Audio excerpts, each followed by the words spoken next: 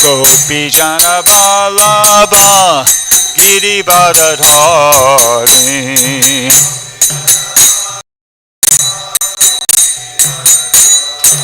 Yasodhanandana Braja Jana Ranjana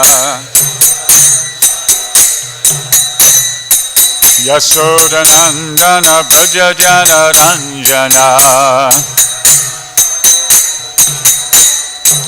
Yamuna Tiravanachari Yamuna Tiravanachari Jaya Radha Madhava Kunja Bihari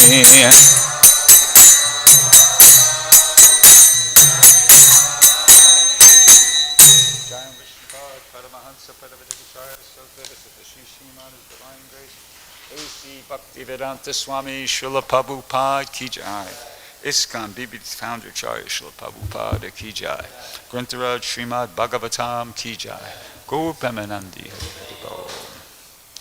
All glories to the assembled devotees, all glories to the assembled devotees, all glories to Shri Shri Guru Gauranga. Om Namo Bhagavate Vasudevaya. Bhagavate Vasudevaya.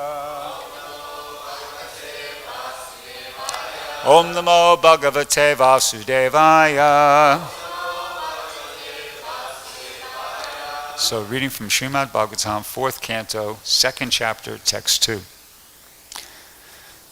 Kathaṁ carācara-guruṁ nirvairam śānta-vigraham ātmārāmam kathaṁ dveṣṭi jagato daivatam mahat kathaṁ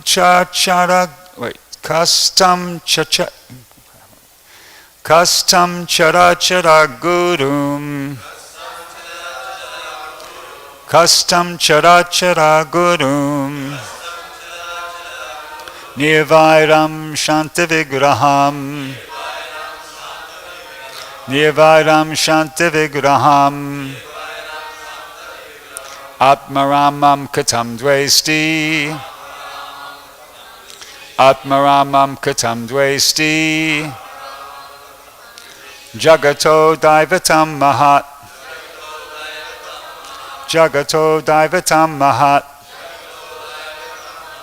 kathaṁ carācara-guruṁ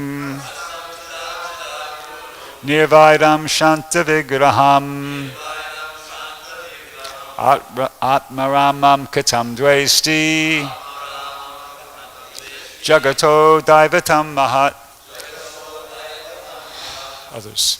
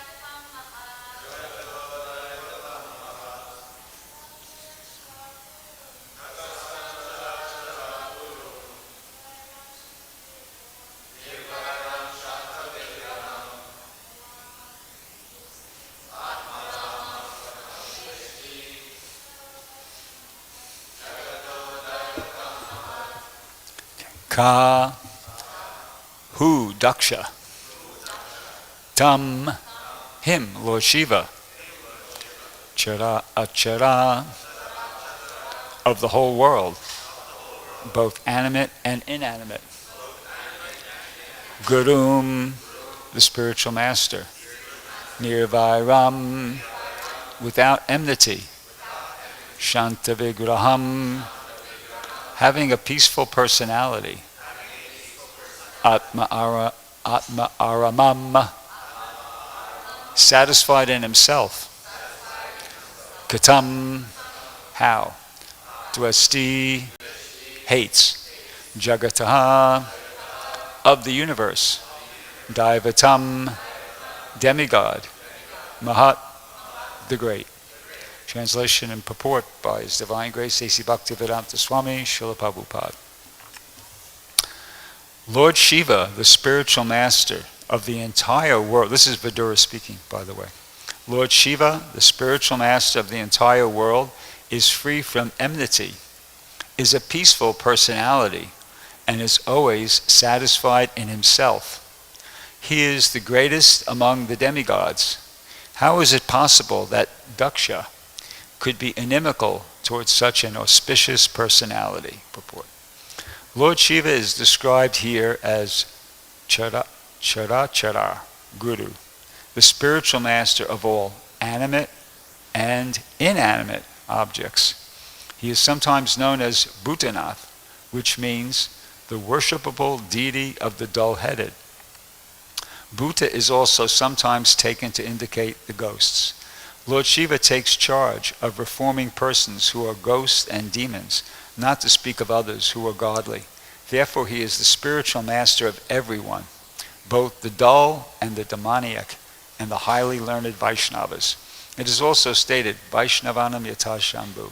Shambhu, Lord Śiva, is the greatest of all Vaishnavas. On one hand, he is worshipable. He is the worshipable object of the dull demons, and on the other, he is the best of all Vaishnavas, or devotees. And he has a sampradāya called the Rudra-sampradāya. Even if he is an enemy or is sometimes angry, such a personality cannot be the object of envy. So Vidura, in astonishment, asked why he was taken as such, especially by Dakṣa. Dakṣa also is not an ordinary person. He is a Prajapati in charge of fathering population. And all his daughters are highly elevated, especially Sati. The word Sati means the most chaste. Whenever there is a consideration of chastity, Sati, this wife of Lord Śiva and daughter of Dakṣa, is considered first. Vidura therefore was astonished. Dakṣa is such a great man, he thought, and he is the father of Sati. And Lord Śiva is the spiritual master of everyone. How then could there possibly be so much enmity between them that Sati, the most chaste goddess, could give up her body because of their quarrel? Om Ganatamidam Dasha Jananjana Shlakaya Chakshurnamilitam Yena Tasmai Shri Gurave Namaha Shri Chaitanya Manobistam Stapitam Yena Bhutale Swayam Rupakadamayam Dadati Swapadanti Kam. So this is, as I mentioned, Vidura speaking. He's inquiring from Maitreya, and so he's asking a good question. He's asking a really good question. How is it possible that Dakṣa could be inimical towards such an auspicious personality? Prabhupada actually reiterates his question towards the end of the purport. He says, how then could there possibly be so much enmity between them that Sati, the most chaste goddess, could give up her body because of their quarrel? So that's the big question. Prabhupada in his purport emphasizes the exalted position of Lord Śiva, and he mentions different points here. One of them says he's the spiritual master of all animate and inanimate objects. I don't know how you could be the spiritual master of an inanimate object, but just take it as a glorification of Lord Śiva. He's so great, he's even a spiritual master of inanimate objects. In other words, he's like, very exalted, elevated personality. And the next point Prabhupada makes is he's referred to as Bhūtanātha. He's worshipped by a worshipable deity of the dull-headed. All these, like there's 400,000 human-like species, and not all of them are predominantly, some of them are predominantly influenced by the mode of ignorance, and some of them mentioned here. Pisachas, Pretas, Yadudanas, Kushmandas, Vitalins, etc. The list goes on. There's 400,000. There's a lot of human-like species that are predominantly influenced by the mode of ignorance, existential losers, so to speak. And Lord Śiva is the spiritual master for all of them. He's so compassionate. He's such a compassionate personality that anybody who's attracted to him and takes shelter of him, he gives them association. He's prepared to help them. And simultaneously, as mentioned, he's considered the topmost of all the Vaishnavas, Vaishnavanam Yata Shambhu. One example of that is when the sons of King Prachini Bari, the Prachetas, went off to perform austerities. They were fortunate enough to meet Lord Śiva. And that there's a chapter in the Bhagavatam chanting the song sung by Lord Śiva. It's a prayer. He taught them how to a prayer that they could recite to meditate on the Supreme Personality of Godhead. And they were very, very grateful, to have this opportunity to meet Lord Śiva and receive this instruction from him. So, and there's so many other examples. So, he's the full spectrum. He's the spiritual master for the most fallen, the most exalted. He's an incredibly, elevated, great personality. Prabhupada's, emphasizing that here. Now, the next point he makes is that, but Dakṣa is also not an ordinary person. Dakṣa, he's one of the mentally generated sons. He's one of the mentally generated sons of Lord Brahma. And in other words, he wasn't an offspring of Swayambhuva Manu. So, and he's been appointed as one of the Prajapatis. Prajapatis means like one of the patriarchs of the entire universe. He's meant to generate population. That was, Brahma was, given that responsibility. He was given that service, populate the universe, okay? So he's entrusted this responsibility, to some of his sons, and Dakṣa was one of them. Marichi, Vashishta, Kasyapa, different. Anyway, he was one of them. So he's very exalted. And it's going to be described, we're going to hear just in the next day or so, that when he came into this assembly, the assembly was, the purpose of the assembly was a sacrifice. I think that was already mentioned previously. And it was a sacrifice to benefit the entire universe. He was one of the organizers of the sacrifice. The other two were Marichi and Vashishta. Their names are mentioned in some subsequent purport. Anyway, so they're performing this sacrifice, and everybody else is already there. Lord Brahma is there, Lord Śiva is there. All sorts of demigods are there, and their followers, and the 49 fire gods, and all the big shots, all the upper echelon in the universe. They're all present for this sacrifice. It's a great august sort of assembly event. And when Dakṣa entered in, he was so effulgent. He was so impressive that without anybody, all the others stood up out of respect for Dakṣa. So that, just to give you an idea, he was not just another, ordinary demigod among the demigods.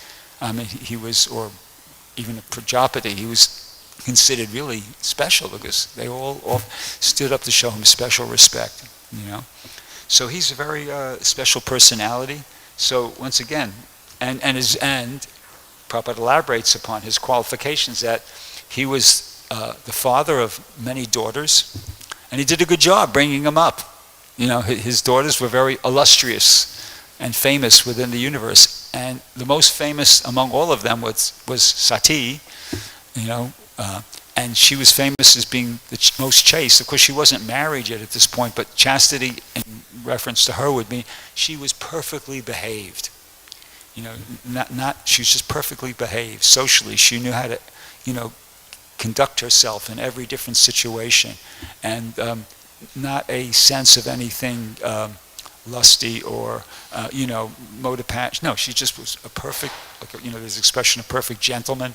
She was like a perfect gentlewoman, and she had a reputation for that she was the most well-behaved, most chaste, in that sense, girl. So, obviously, Dakṣa did a good job bringing up his daughter, and her in particular. So how is it possible that such an elevated person could be so upset and have such enmity, it's the word that's used here, towards another elevated person? So it's a good question. Vidura has asked a good question.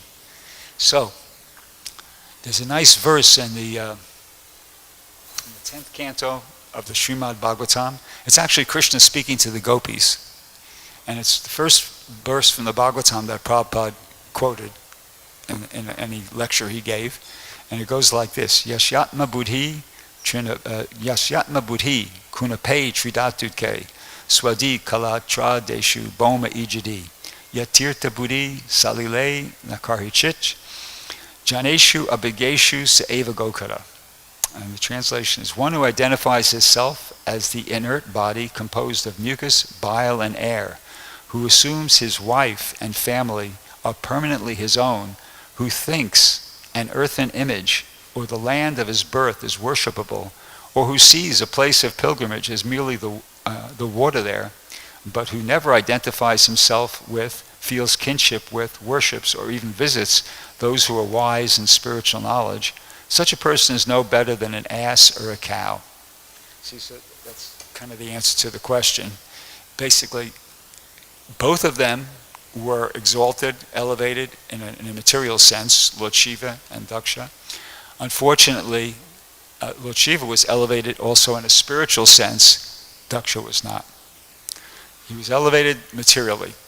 His body was in the mode of goodness. He was effulgent. As I mentioned, he was so effulgent that when he came into the assembly, nobody told anybody to do it, but they all stood up out of respect. He was just like, wow, okay. So, but he wasn't, he had a fatal flaw, right? Which was that he was proud. He was proud. He was elevated materially, but unfortunately, he had that one. His fatal flaw was that he was proud. He was identified with his material body, and but let's try to. Okay, before we pick him apart, we're going to try to make a little bit of a case for Dakṣa, okay? Because I don't want to make him out to be like a total villain. We can make a bit of a case can be made in defense of Dakṣa. Like, for instance, he makes this when, as we're going to hear in the next couple of days, he enters the assembly and everybody stands up. Lord Brahma didn't stand up, if I'm remembering correctly, but Lord Brahma did acknowledge him. He said something like, "Welcome, Dakṣa, good that you're here." I can't remember the exact words, but right, he offered something, acknowledging Dakṣa entering in his presence. Lord Śiva, no. Lord Śiva was sitting there. He was in meditation, and he just remained in meditation. He didn't stand. He didn't say anything. Nothing. So, Dakṣa had his seat, and then I think, if I remember correctly, they were starting to proceed, and Dakṣa stood up, and he started, going off on Lord Śiva. He started criticizing, blaspheming Lord Śiva, and but he started by saying, try to say something so that the sages, everybody present, wouldn't think that's exactly what he was doing. Of course it was, but he said something to the effect that I'm not into criticizing, but, and then he went on to criticize him. But but he made a few good points. He made some interesting points. So as I said, we were going to try to say something in defense of Dakṣa. This is something he said about Lord Śiva. He said, and don't forget, as I said, his body he was effulgent. He was totally, he was in the mode of goodness. Everybody stood up out of respect for him. He was one of the leaders of the sacrifice, doing everything according to the book. He had he was had a beautiful body himself. He had a beautiful wife. He had beautiful daughters. He lived in a palace. He was totally opulent. Everything was just paka. You know that word? Paka means just, right? Just perfect, right to the point. materially, okay? So, and here, this is his statement about Lord Śiva. He says, he lives in filthy places like crematoriums. This is true too, okay? His companions are ghosts and demons. Naked like a madman, sometimes laughing and sometimes crying, he smears crematorium ashes all over his body. He does not bathe regularly, and he ornaments his body with a garland of skulls and bones. Therefore, only in name is he Shiva, or auspicious. Shiva means auspicious. Actually, he is the most mad and inauspicious creature. Thus, he is very dear to crazy beings in the gross mode of ignorance, and he is their leader. So, you might not have known those things about Lord Śiva. Maybe this puts it a slightly different light. I mean, I didn't know that. I mean, it's in other words, from a material perspective, a totally mundane, it's kind of almost understandable that Dakṣa would freak out like that. Here, I'll give you an example, okay? Is anybody in here a parent? Raise your hand if you have a parent. If you have any children, you have children, okay. But is anybody here a father of a daughter? Okay. Well, just imagine you're the father of a daughter, okay, and your daughter has an interest in a boy, and he's a biker. One of these guys who's on the motorcycles, and has tattoos all over his body, and he's got piercings, and whatever they call those things, got dreadlocks, and all the guys he hangs out with are like all bikers and drug addicts and whatever, real low lives, And your father comes along and says, "Hey, I think you should marry your daughter to this biker here." I mean, you're going to go, "What?" Your daughter is like, just a perfect little young lady, totally obedient and well-behaved throughout her whole upbringing, and she's beautiful, and she dances, and she can sing, and she's smart, and I'm going to marry her to that biker? You got to be out of your mind, Dad. You got to be nuts. Right? So from a month, you can understand. So that's how Dakṣa's feeling. He's feeling something like that.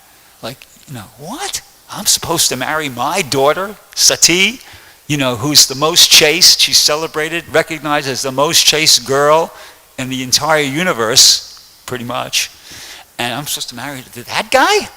He lives in a crematorium, He smears his body with ashes. What else? He hangs out with all the ghosts and hobgoblins and the lowest. He doesn't bathe? So, this is Dakṣa. So from a totally mundane perspective, it's kind of like understandable that he would feel like that, right? Did I make a decent case in defense of Dakṣa just then? Yeah, okay. All right, so what's his fatal flaw? What was his mistake? Well, it's not mentioned here, but it's in the Shiva Purana it's mentioned. Well, he does mention here, Dakṣa himself mentions that he, where does he mention it?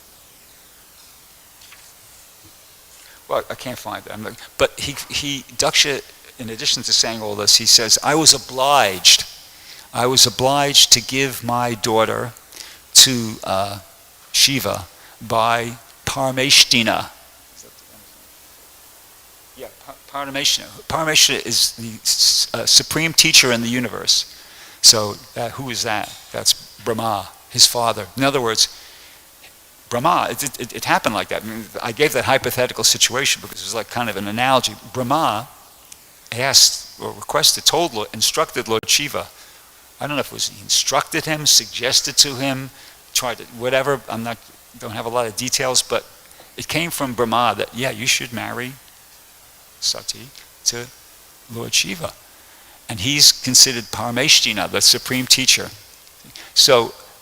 And it's not stated, at least I couldn't locate it here in the Bhagavatam, but in the Shiva Purana, it's mentioned or explained that Lord Brahma at that time explained to Dakṣa that, hey, don't freak out. This is a very exalted, elevated person.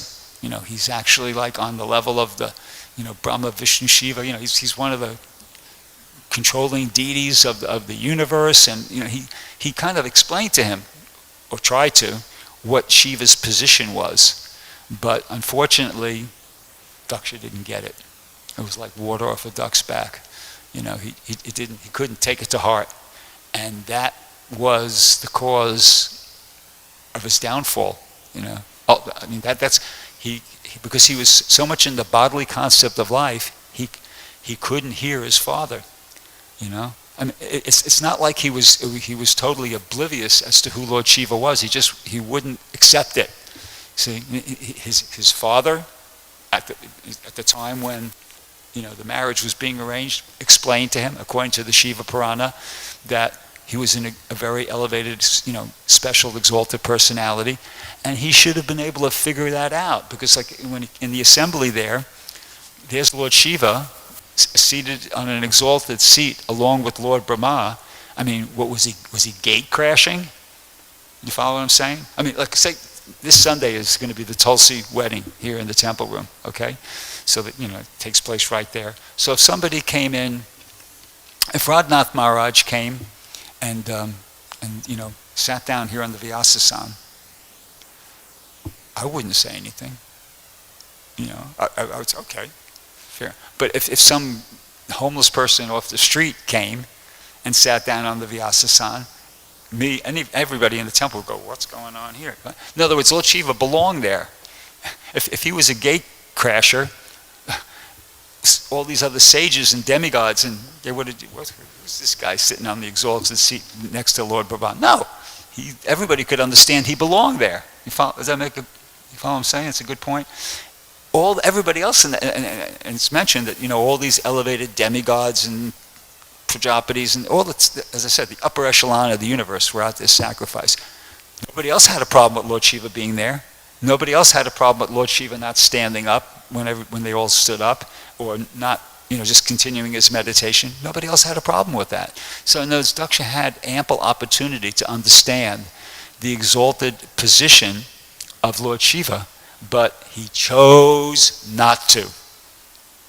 And that was his fatal flaw. And that was due to his identifying the body as the self, him being in the bodily conception of life. He couldn't hear what his father had to say. He couldn't see what everybody else saw, all the other sages were able to understand. He was blinded by arrogance and pride. There's an expression in the English language, pride goeth before a fall. So that was Lord Śiva.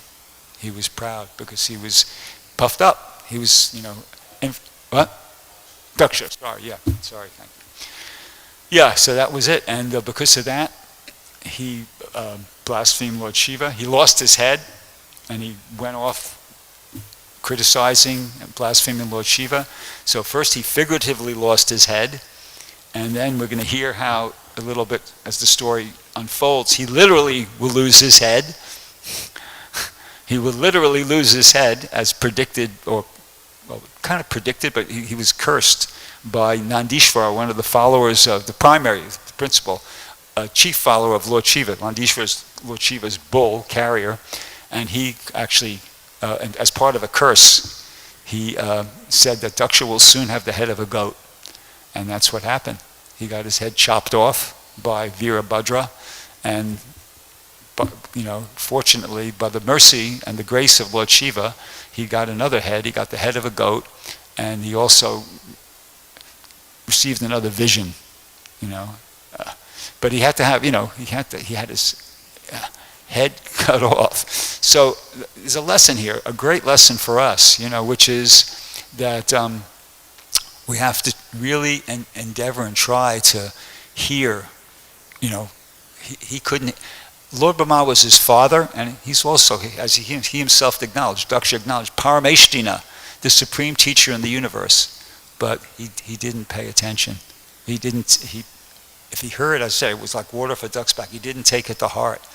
And this is the result, So in the same way, we have to really pay attention to what Prabhupada is teaching us, and try to take it to heart, and be humble. Try to understand we're not the body. We're eternal servants of Krishna. we have to engage in devotional service to Krishna and, be humble. If we don't, we're running the risk of not having having our head chopped off, but we could have our devotional creeper chopped.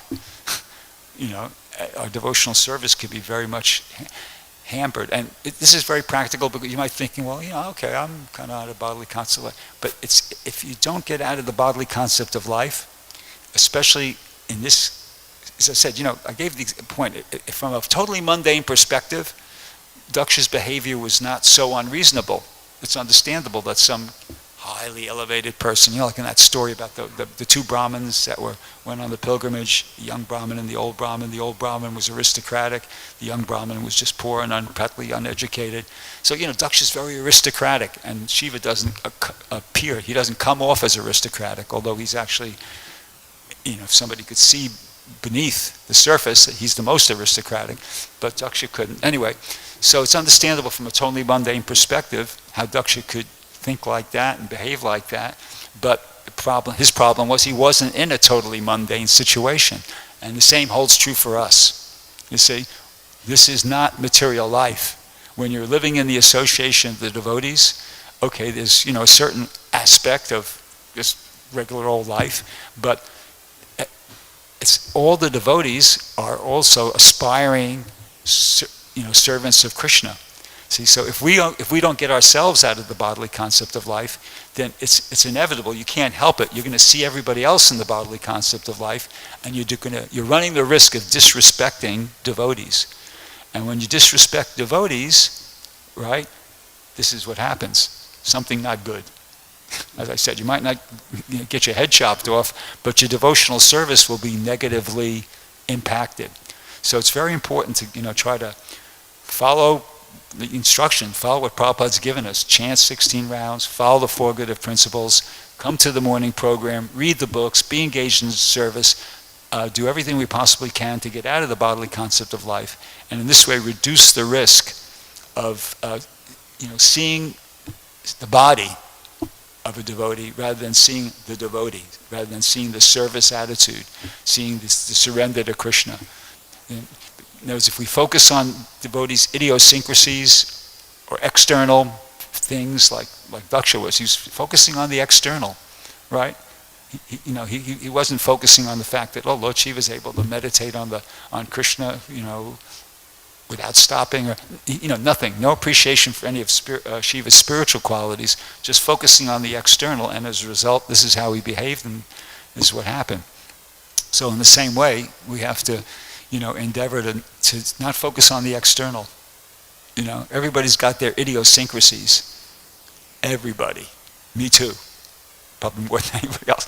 But it's kind of you don't focus on that. I mean, you could. It's kind of like, I'll give you an example of how to. Prabhupada told us how he went with his father once, either it was to the Ganges or the Yamuna, I can't remember which, and to bathe, and his father looked in the river, and his father saw this, like all this feces floating on the water there, kind of in the area where they wanted to bathe. So, he noticed that what his father did was he just went in and he pushed it away with his hand or with a gumshoe or whatever, and he bathed. It didn't deter, because he knew this is the Ganges, or this is Jamuna. It's spiritual, it's holy. The fact that there's a few human stools floating around on the surface, so what? Push them away, and take shelter of the Ganges, the holy water of the Ganges. So that's the vision. And we have to kind of think along those lines that, Krishna says, Manushanam sahasreshu kaschit yadate siddhaya, that out of many thousands, Prabhupada in a lecture said now it's out of many millions, because it's Kali Yuga, the proportion has increased. So out of many millions of people, somebody comes forward to try to engage in spiritual life, try to become a devotee. And so we have to think like that. We're in the association of rare souls, and we have to be on our guard to remind ourselves of that, because the tendency is to think that there's so and so, he's like crazy, or this is whatever. No, you have to just preach to yourself using remembering the philosophy, and remember that these are rare souls, these are great personalities. I have to be very humble, very respectful. See the devotional service, see the service. Don't see the body, don't see the idiosyncrasies or whatever. See the service, see the sincerity, see the devotion of that person, and act accordingly. Then we'll be able to avoid having to go through something like what Dakṣa went through, and quite the opposite will make nice advancement in Krishna consciousness. So I'll stop there. Does anybody have any question? Yep.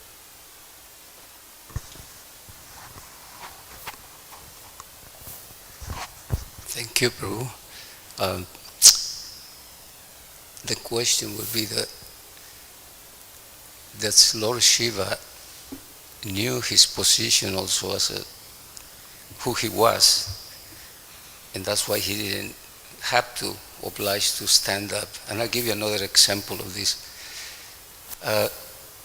This in the Prabhupada memories, Yogeshwara mentions that famous pastime in Paris, France, in where he went to meet one of the highly personalities, maybe the mayor of the city, I can't remember. He was the mayor. The mayor. And for us, there's a protocol to follow, in which you're going to see a personality like that, you have to stand up. That's the rule for any ordinary citizen to go there. So he told him, but I guess he didn't convey that to Prabhupada, or something happened. So when he came, the mayor came, everybody stand up, and Prabhupada did not. So Yogeshwara was nervous. He's like, and the mayor came there and looked at Yogeshwara like saying, "Did you tell him?" It's like, "Did you tell him?" It's a French person. So then he whispered to Prabhupada, he went, Prabhupada acknowledged something, like, what happened? He says, he means that you want to stand up. You're supposed to stand up. Supposed to stand up. Prabhupada said, stand up. For who? For whom? For whom? So he knew his position. He knows the spiritual. The other ones, they didn't know.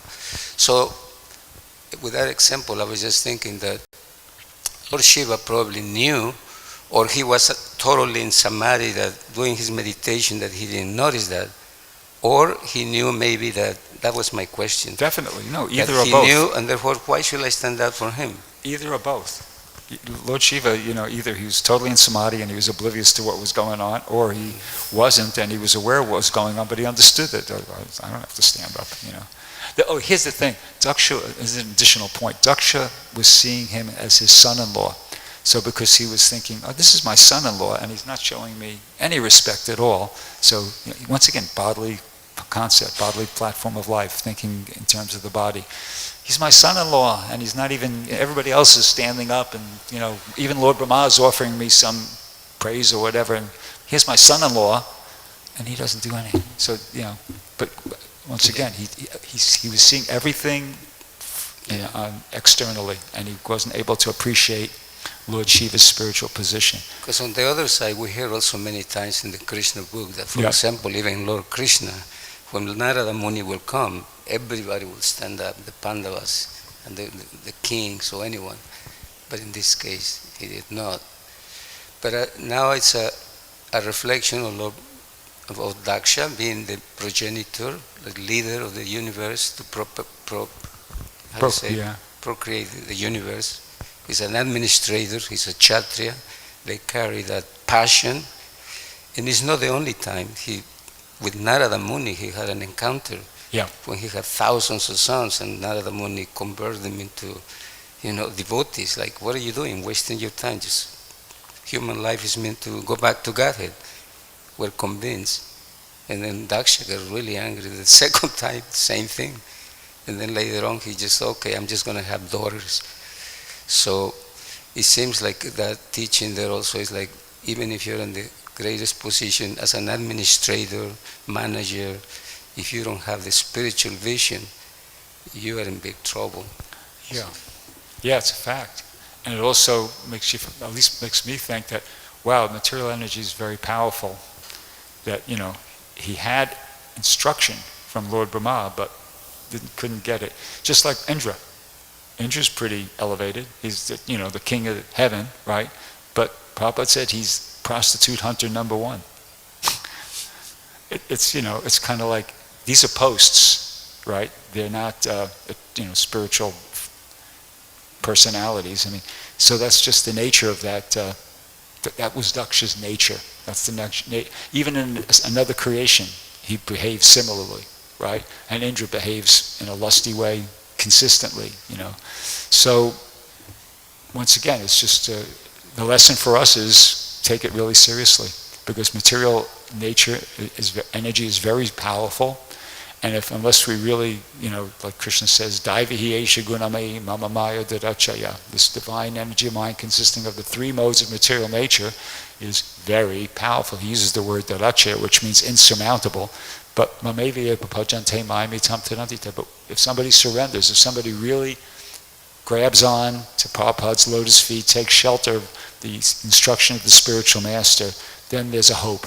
They have a hope of being able to, you know, Brahma Bhuyaya Kalpa, you know, transcend the three modes of material nature and be able to behave and function on the spiritual platform. But short of that, we're just going to be, you know, victims of the material energy. Anybody else? Yep. Was there any consideration whatsoever that Lord Śiva, would he not also be considered the elder brother of Dakṣa? Yeah, he's senior in that respect, yeah. But he didn't acknowledge that aspect. It's kind of the son-in-law, this new son-in-law position overrided that.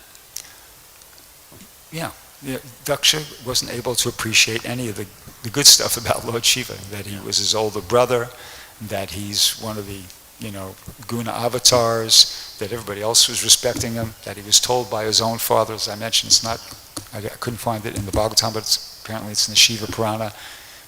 He was instructed by Lord Brahma as to the position of Lord Śiva, but you know, he was proud, arrogant, and therefore it eclipsed. His intelligence was not able to process that. And I also read a little further, and Prabhupada says, is because of anger, one forgets everything. And it says that in the Bhagavad Gita too, that then when there's krodha, then it leads to basically bewilderment of intelligence and loss of memory. So it seems like his anger just couldn't even Yeah, once he got going, that was it. Yeah. He was totally covered. Yeah, Prema? Hare Krishna, very nice class. Can you maybe give some kind of advice to, in practical life, how to we deal with devotees, you know, we don't look them, that are this body, you know, material body, but also subtle body, their minds, they're like spirit soul. Can you give some practical advice in dealings with? I try to. You got to chant your rounds attentively. You got to follow the four good principles. You got to get up early, come to the program, Mangalarti, you know, straight through. You got to try to be engaged in service throughout the day. You know, Prabhupada, Maya doesn't take a day off. Maya does. What to speak a day off? Maya doesn't take a moment off. See, there's a verse in the Bhagavad Gita, 3rd chapter, text 5. It goes, "Nahi kaschit shanamapi jatu tishtati karmakrit karyate hi avasha kama sarva prakriti jagana." That all men are forced to act helplessly according to the impulses born of the three modes of material nature. No one can refrain from doing something, not even for a moment. And Prabhupada in the purport says that unless one is engaged in the good works of Krishna consciousness, unless you're like constantly engaged in devotional service, you'll be forced to act according to the dictates of the modes of material nature. See, so it's like one or the other. So that's the practical advice. We have to try to be fully engaged in devotional service, and then, you know, we'll be able to be protected. Yeah. You can also, if you want to, you can explain about the Uttama, Madhyama, and Kanishta-adhikari devotees' behavior. You know? Well, Kanishta-adhikaris are able to appreciate the deity in the temple. That's a lot. That's you know, that's good, but they don't appreciate the importance of other devotees. So, and you know, Prabhupada would encourage, we have to try to elevate ourselves beyond that platform. But what do you have something in mind? And the Madhyama-adhikaris, how do they relate to other devotees? Can you? They make friends with those who they Exactly. can see on an equal level. They Yes. preach to those who they could see are, on Indeed. a lower level, and they offer service to those who are on a higher level. Yeah. Yeah. Okay, we'll end there. Grantaraj Srimad Bhagavatam ki jai, Srila Prabhupada ki jai.